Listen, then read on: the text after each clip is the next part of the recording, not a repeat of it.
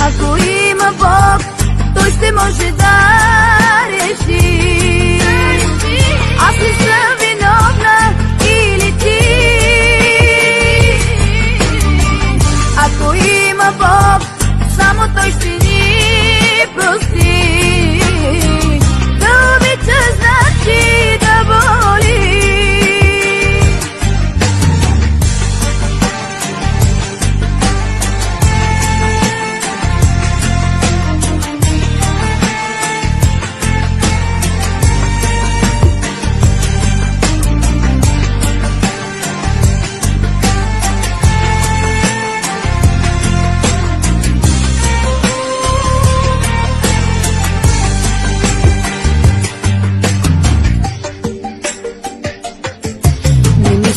За мен с думи тежки, даже и на пут.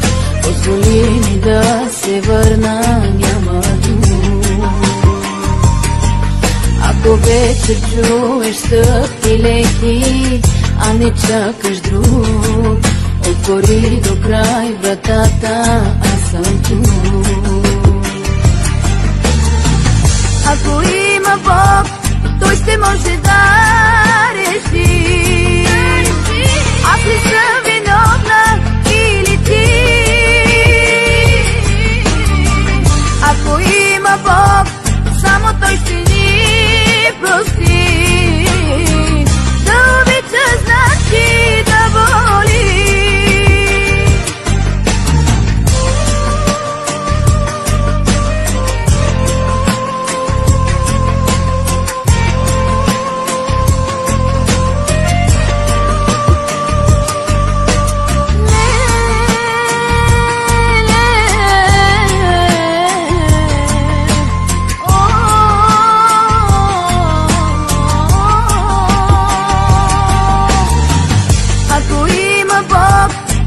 Може да